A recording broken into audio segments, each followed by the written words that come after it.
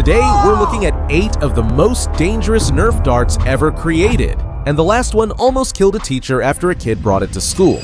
Let's start with something that looks innocent but can actually leave bruises on your skin. The number 8 is the third printed cone darts made by Michael Prick. With 3D printing exploding in popularity, hobbyists began designing their own dart tips, and one of the most notorious is the 3D printed cone dart. Instead of soft foam, these darts use hard, solid plastic tips shaped like tiny cones. That means more weight, higher velocity, and a much harder impact. Some players claim they improve accuracy, but when printed fully solid, they can leave welts or even cut skin on impact, and we'll send you one if you like this video. Next up, the Twisted Spin Dart, created by a YouTuber named Mike Cock. The design features grooves that twist around the tip, supposedly to make it spin in mid-air for better penetration. And sure, it does spin, but in testing, the darts often snap mid-flight or even inside ballistic gel, which is terrifying if you think about it breaking off inside a person. Imagine getting hit by something designed to drill into its target. That's why these darts are considered one of the most dangerous DIY mods ever shared online.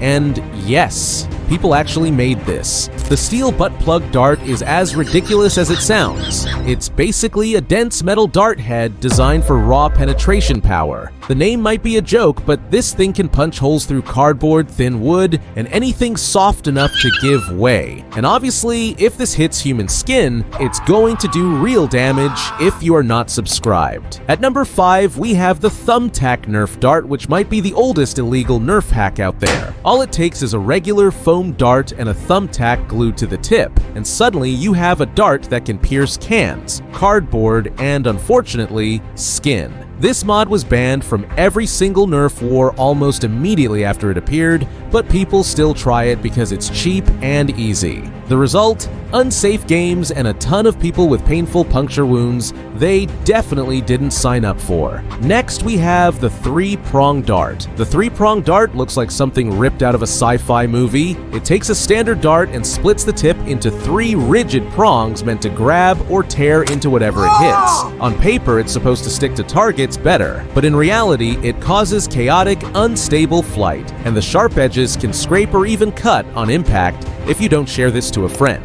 At number 3, we have the Arrow Dart. The Arrow Dart mod swaps out a regular foam tip for a small arrowhead design, sometimes metal, sometimes hardened plastic. While it improves penetration on soft targets like cardboard or fruit, it also increases the risk of puncture injuries dramatically. They were banned after this kid brought these darts to a Nerf war with these realistic blasters that are modeled after your favorite call-off booty guns, and not only they possess real gun features like shell ejaculation and full auto switches, but you can also find them in the description of this video. And now, this one is straight up terrifying. The Yagged Commando dart is inspired by a real-life war crime knife design, complete with twisted blades meant to rotate as they enter a target. The concept is horrifying, because if it ever actually hit flesh, it would spiral and tear like a drill bit. This is the type of mod that could turn a toy into a legitimate weapon, and it's one of the reasons some countries have strict rules about realistic or modified blasters.